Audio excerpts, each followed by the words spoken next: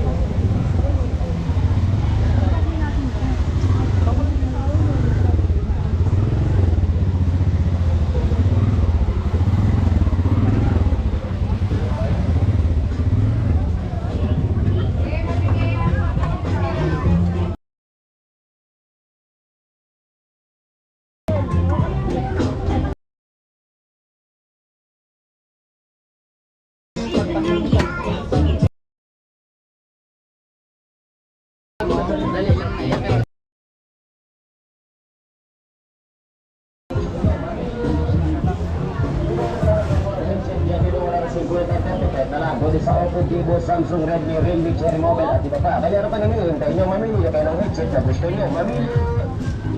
Hindi mo na kaya ng headset, hindi mo na ng 50.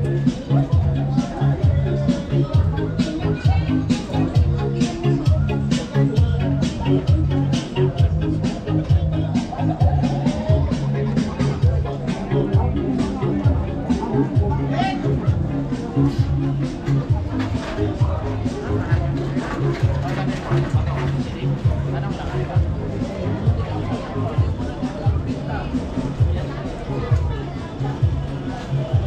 makain ko lalo?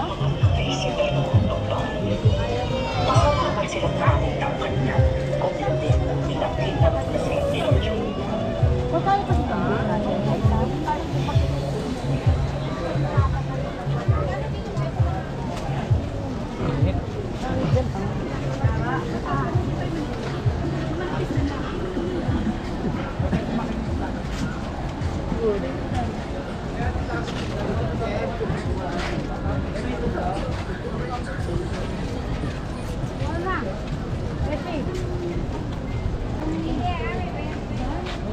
Tanong mo, bang mas mga mura tayo? Hindi mo sila yun.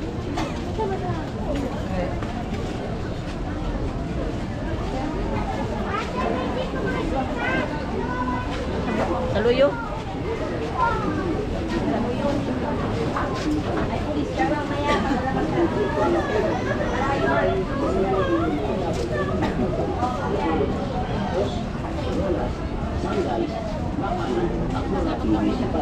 Isunod naman natin yung mga bago na nababasag. Kung pwede sa monoblocks, lords ng motor, ceramics, figuring, mga basag na pustiso, salamin, at pwede rin siyang gamitin sa tiles. Magagamit din ito bago vulcanize. Kaya subukan nyo na ang pagkakas.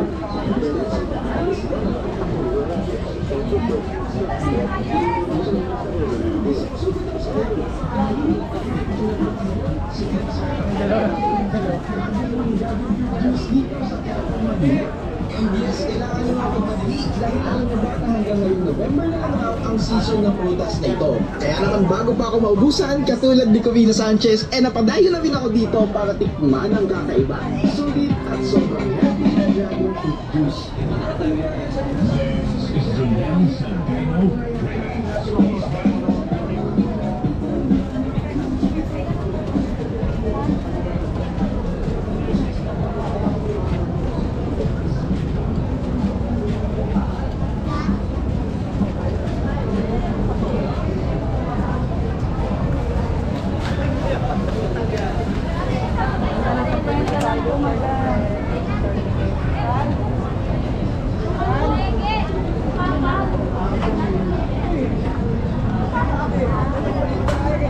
Sandahan po ka lang.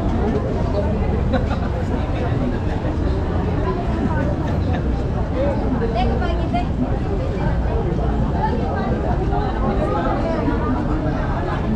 Sobrang yaman kasi nito sa antioxidants at naniniwala ang mabisa kontra sa diabetes. Kuya Pinyon, pero rin nga, para sa akin ay enjoy ko talaga yung juice dahil sobrang linis sa kanilang pagkakagawa. Fresh, quality at masarap din. Yun lang, finish na.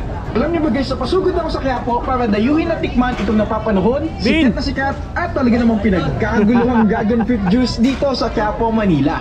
And yes, kailangan nyo nga magmadali dahil alam nyo ba na hanggang ngayong November na lang raw ang season ng prutas na ito. Kaya naman bago pa ako maubusan, katulad ni Covino Sanchez, napadayo din ako dito para tikman ang kakaiba, sulit at sobrang happy na dragon fruit juice. Ano talaga nito?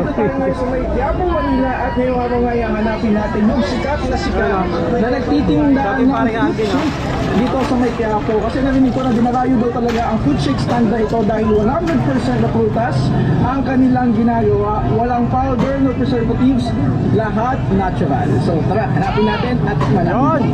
At ayun nga, bali ito nga pala ang legendary fruit stand ni Aling Nene na matatagpuan lamang sa Hidalgo Street, Plaza Miranda, Quiapo, Manila. Madali nyo nga lang makikita dahil sa may tapat lang mismo ng simbahan ng Poong Nazareno. Sobrang legendary naman talaga ng fruit juice stand dito. Dahil napag-alaman ko na may 30 years na pala silang nagtitinda dito sa Quiapo at minanaw na lang ni Aling Nene ang prutasan na ito sa kanyang nanay na si Lola Esther. At ito nga nakita natin na katuwang niya ngayon ay ang kanyang anak na si Ate Patty. O diba ang tindi, third generation na. Guys, kasama natin si Aling Patty. Yan, si Ate Patty. Yan, tatanungin ko lang, ma'am, bakit po kaya madaming bumibili dito sa dragon fruit po ni Ma'am Aileen? Sarap. Mura tsaka masarap. O nga guys kasi tignan nyo naman yan. Natural talaga, walang powder. Talagang 100% dragon fruit ang kanilang ilalagay. Panalo, solid. Thank you, thank you. sa may Quiapo, Manila. Nandito nga tayo nag-road trip. Ako meron ako nakalap na isang dinudulog na fruits na talaga namang naintriga ako kasi Son. nakikita ko lamang sa Thailand. At hindi na nakikita ko.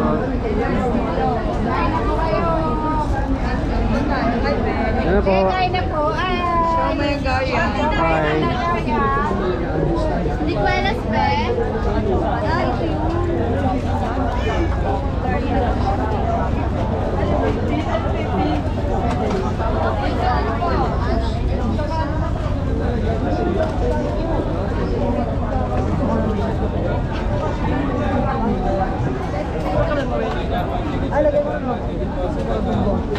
Kain na po.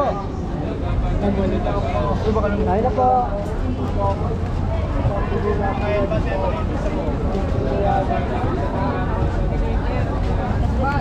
Sarap ng lemonade. Nakapangibig sa book eh, head pa, no? Tama lang sa tamis.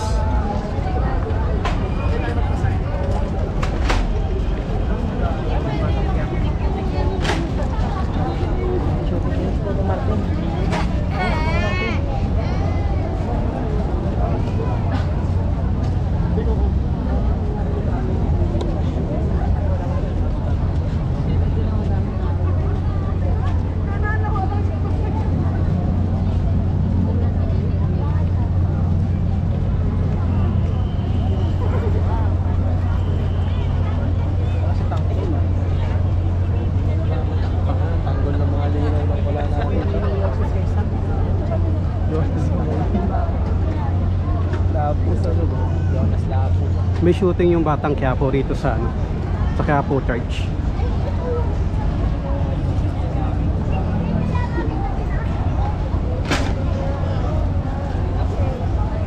Hindi na natin antayin, baka gabihin pa tayo.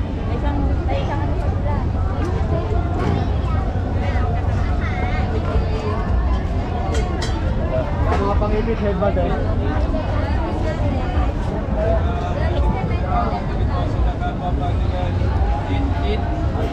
Shoutout nga pala kay paring Alvin sa kanya tong ano, lemonade. Napalibre pa tayo. Marco de Alipis na po.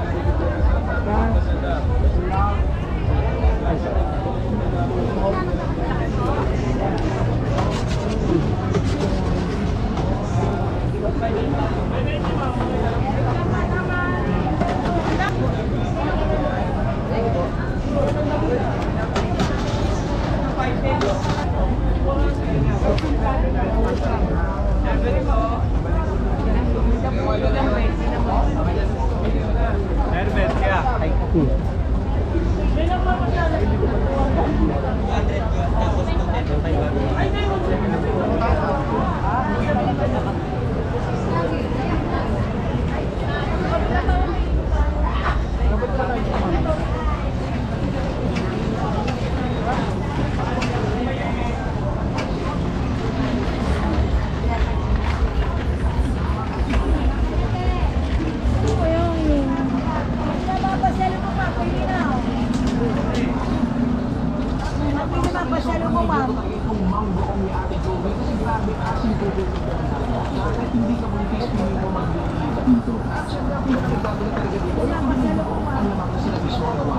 Magkano po yung isang Ay, ma'am, bakit lang? Tapos bumili na ito ng 3 araw at sila na lang mismo ang nagtitita at nagluluto. Kaya kwento pala sa akin ni Ate Jovi, sa una nga daw gumawa ng basoong alamang at ang tinda ni tatay niya dito na si Tatay Jun sa may Quiapo. Ang nagkakita sa mga at tuloy na mga makaklasa nila sa mga mula sa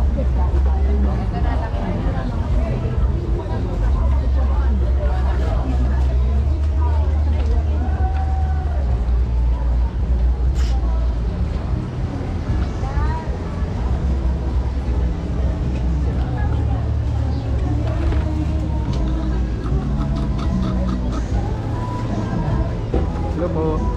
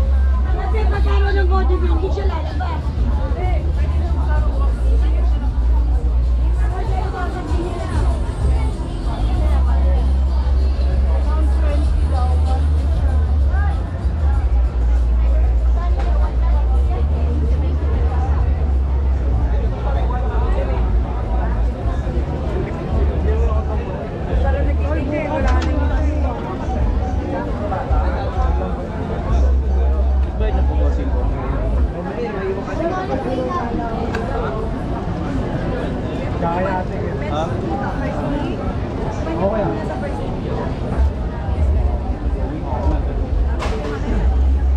Tapon na rin yun. Tapon ka na.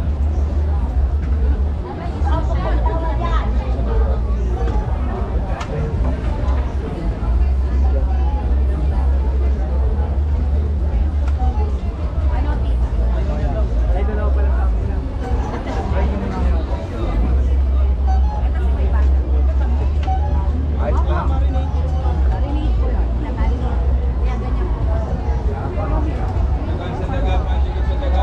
Ikaw, pabili na akong ganti ko. Dagapandikit sa dagapandikit mo.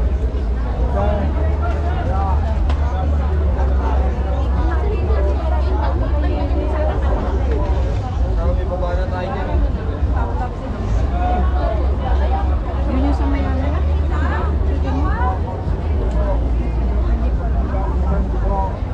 Dati Dayani po. Dagapandikit po sa dagapandikit sa dagapandikit.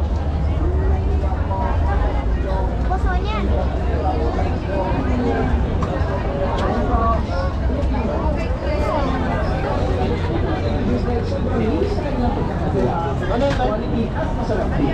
May kain na kayo, te! Kaya po, para din yung natikman itong napapanahon, sikat na sikat at talaga namang pinagkaguluhang dragon fruit juice dito sa Quiapo, Manila. And yes, kailangan nyo nga magmadali dahil alam nyo ba na hanggang ngayong November na lang raw ang season ng prutas na ito. Kaya naman bago pa ako maubusan, katulad dito ang Sanchez, napag-ayun ako dito para tikman ang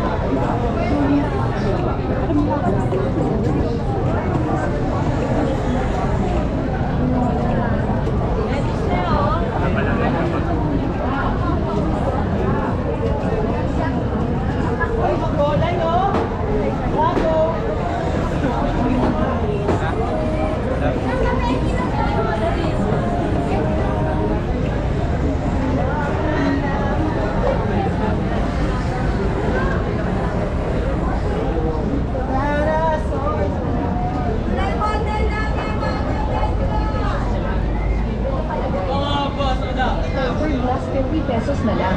Libre na palagay. Tempered glass 50 pesos na lang. Libre na palagay. Tempered glass 50 pesos na lang. Libre na palagay.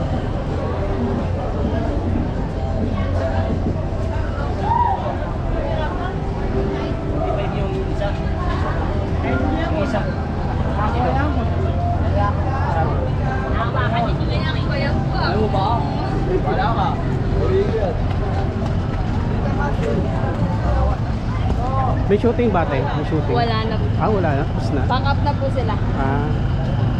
Batang Quiapo, no? Apo.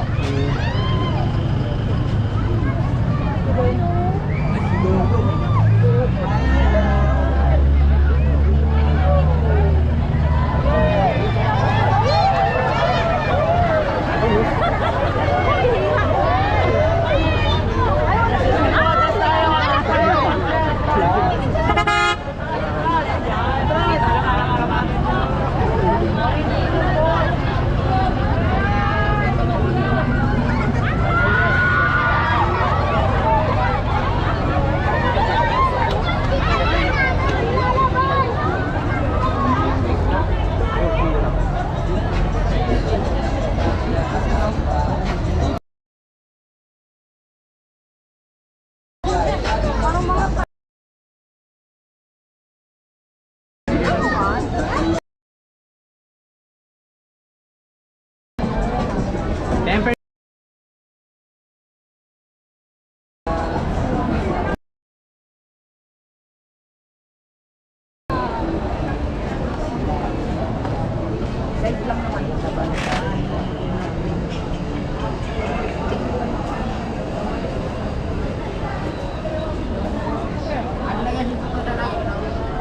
Sabi lang ito nila, pag nagpa-rehistro ka daw, yun daw.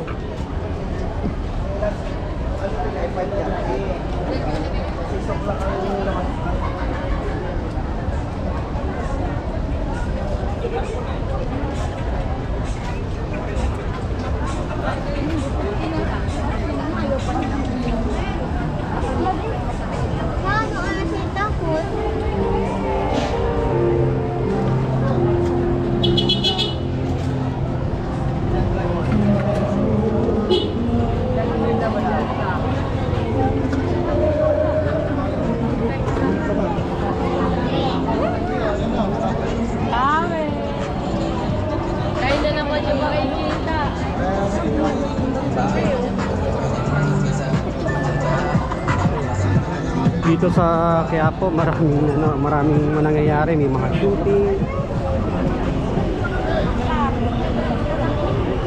Number 1 yung Quiapo na pinagsushootingan ng mga teleserye, mga Pinoy Pandikit. Ito ang pinakamatibay na pandikit na gawang Pinoy. Para sa inyong mga sapatos, tsinelas, baluarte kasi ng batang Quiapo yung yung na simbahan. Kaya madalas pag-shootingan.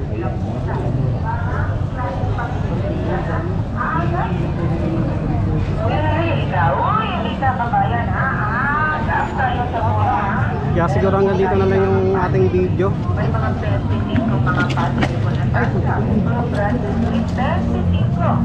tatlo, isandaan tayo mga klase. Sa susunod na lang ulit. 50 backpack. Ay, napakapura ha. Kung tayong mga leg, 50 pesos, may bulsa na po yan ha. Medyo sasagad pa tayo sa dulo.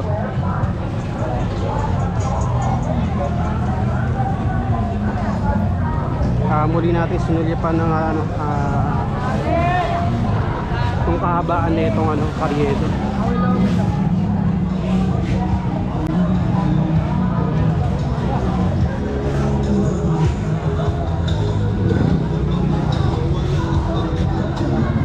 Abangan yung mga ibang bid natin na ilalabas, na i-upload.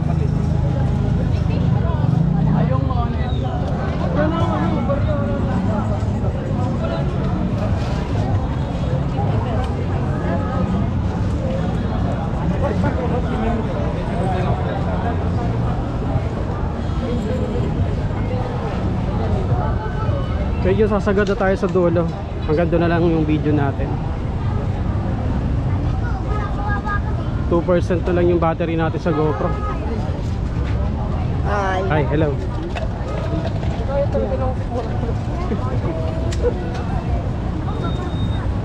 Hanggang dulo na lang tayo yung bid natin. Sagad na tayo. Uli natin asilayan yung ang Quiapo. Mula rito sa Carriedo ang ganda sa simbahan. Pati yung shooting ng batang Quiapo, wala, tapos na raw eh. Tapos na raw yung Ayaw mo, be? Tatawag ko to, be. Kasama yung mangga na to, tignan mo. Be, pampareg ka, be, oh. Malaki na mo ito. Nakabot 20 mo. Pampalaki ng daw. Malapit na tayo sa dulo.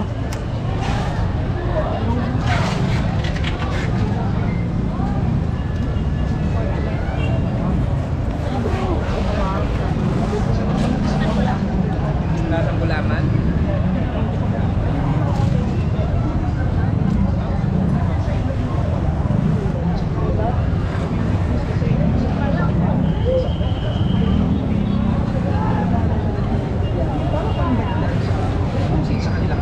Kaya naman nakakamangha talaga kung gaano kahawakan at gaano kasipag na ama si Kuya AJ. No wonder, kaya naman talaga siya dinudumog at sinusuportahan ng mga tao. Yun lang, finish na. Iba pa naman ang pagalingan ng social media. Medyo malapit na tayo sa dulo hanggang dito na lang yung video natin. Sakat pa tayo ng konti.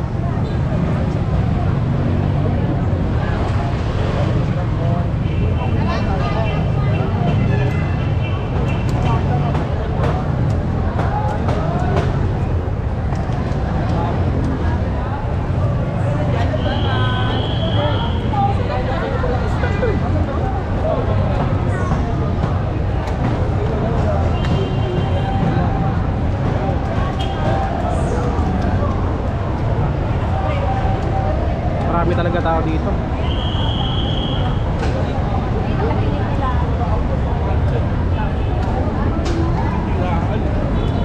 Muling silayan natin ang Quiapo mula rito sa Carriedo. Ito talaga pinaka-sentro ng mga street food dito sa Carriedo. Hindi natin nabutan si Haring Maggie. Yung si Neneng bilang yun nandito. Wala rito, hanggang dito na lang ang video natin. Puputulin na natin, kaya abang-abang sa mga bagong upload natin. Lakbay ni Toto TV, subscribe nyo, share, i-like nyo na rin. Hanggang dito na lang, salamat.